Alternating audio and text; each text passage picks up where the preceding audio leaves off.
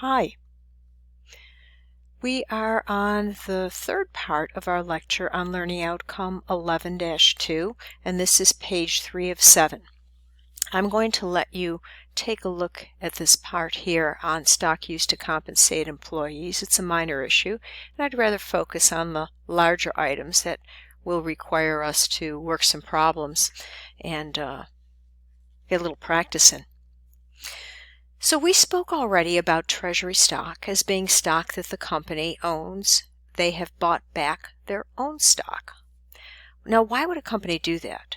Well, a company may want to repurchase its stock from existing stockholders to send a signal to investors that the company itself believes its own stock is worth acquiring. They may do so to obtain shares that can be reissued as payment for the purchase of other companies. They may want to obtain shares to reissue to employees as part of an employee stock purchase plan, or to reduce the number of shares outstanding to increase their earnings per share, which we'll learn about at the end of this chapter. So remember that treasury stock is a contra stockholders equity account. Now, stockholders equity accounts should normally have a credit balance, but because this is a contra stockholders equity account, it has a normal debit balance. And I'm just going to, for a moment, have us take a look back here at page 511 that we looked at in our last class. Here's the stockholders equity section of the balance sheet. There's the contributed capital, and those are all of our stock accounts, amounts that stockholders have contributed to the company. Then there's our earned capital, retained earnings, the accumulated net incomes, less dividends distributed to stockholders over the life of the company. And here's treasury stock. Notice that it's subtracted. We said that it was a contra stockholders equity account. It is a normal debit balance. The amount that is down here is the price we paid to buy back our own stock. Now, the amounts that we originally issued and sold our stock at are included up here. When we buy back our own stock, instead of taking those amounts out of the preferred and common stock up here, we simply show it as a subtraction down here because this is a temporary buyback. We're going to be reissuing that stock. Okay, so how do we account for treasury stock when we buy it back? We use what's called the cost method. And here's an example. NB repurchases 50,000 shares of its stock for $25 per share and held these shares in the treasury. So we multiply 50,000 shares times $25 a share. We'll credit to cash because we're paying that money out, and we'll debit the treasury stock account, $1,250,000. And remember, we said treasury stock is a contra stockholders equity account, so it does have a normal debit balance. When that stock is reissued or sold again, we multiply the number of shares sold times the amount we're selling it for, $28, and that amount is what we should be receiving in cash. Debit cash for $140,000. That's 5,000 shares times $28 per share selling price. But we credit treasury stock for the amount we originally paid for it, 5,000 shares times $25 a share. So the credit is $125,000, and the extra $3 times 5,000 shares goes into additional paid-in capital, a credit of $15,000. Now, that's an example of issuing treasury stock above what you originally paid for it. If you reissue it at less than you originally paid for it, you follow the same process, except you would debit additional paid-in capital. So here's an example. NB reissues 5,000 shares of the treasury stock for $23 a share. So to calculate how much cash you're going to be receiving from the sale, we multiply 5,000 shares times $23 a share, and the debit to cash is $115,000. The credit to treasury stock will be 5,000 shares times what you originally paid for it, or $25 a share.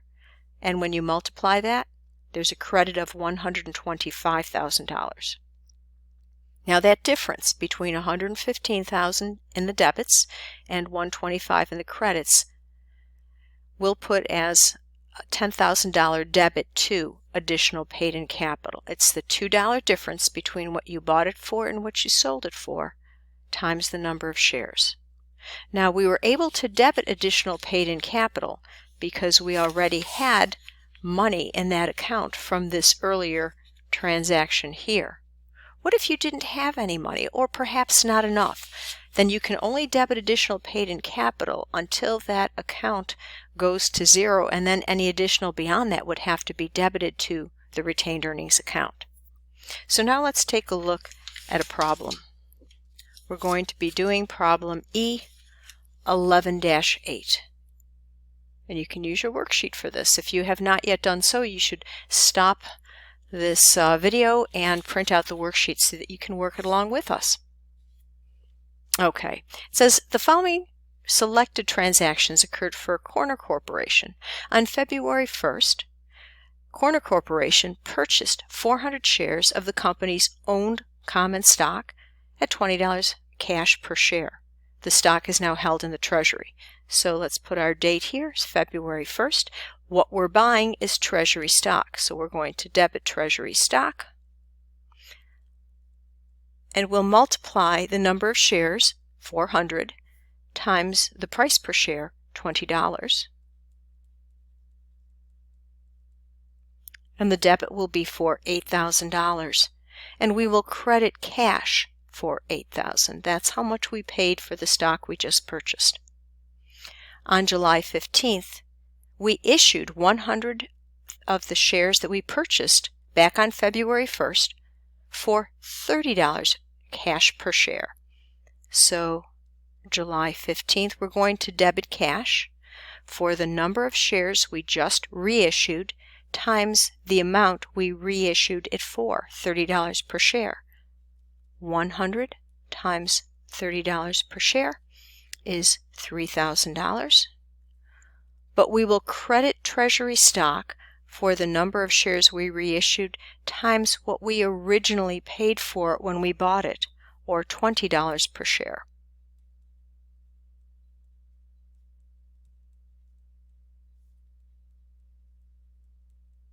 And that will equal $2,000. That will be a credit to Treasury stock. Now the difference between $3,000 and $2,000, the $1,000 difference, will be credited to additional paid-in capital, Treasury stock.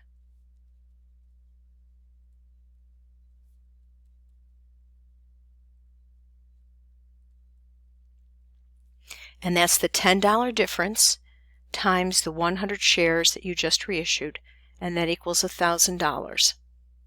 Now the next entry for September 1st is the entry for issuing 60 more of the shares that were originally purchased on February 1st, but this time you're selling it for $15 in cash per share. So to find out how much we're going to receive in cash, we'll multiply 60 shares times the selling price of 15, and that will be $900. Remember, we will credit Treasury stock for the number of shares, 60, times what we originally paid for it, 20. Now I'm going to skip a line here.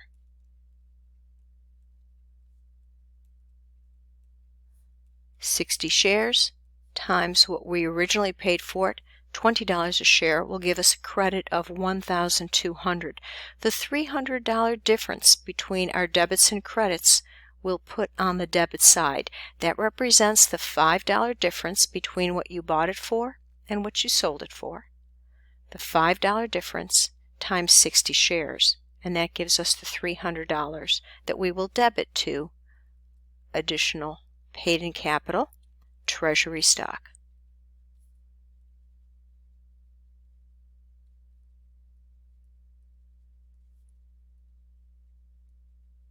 Now we have a few questions here. What impact does the purchase of Treasury stock have on dividends paid? Well, if you recall from our conversation on our first day for this chapter. Treasury stock is not eligible for dividends. So the treasury stock cannot get paid dividends. Only outstanding shares receive dividends.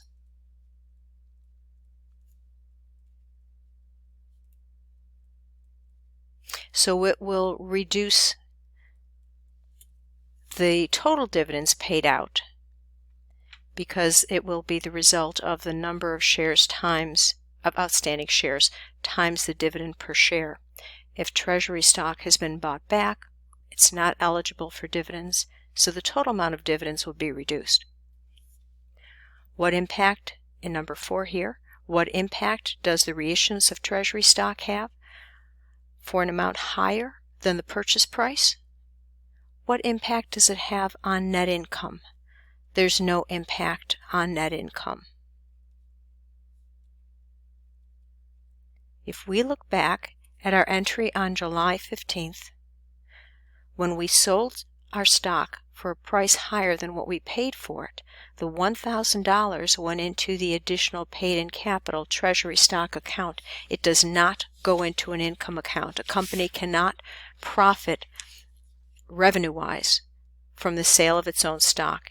It can only add to the investment, to the stockholders' equity. So there is no impact on net income. And that ends our presentation on treasury stock.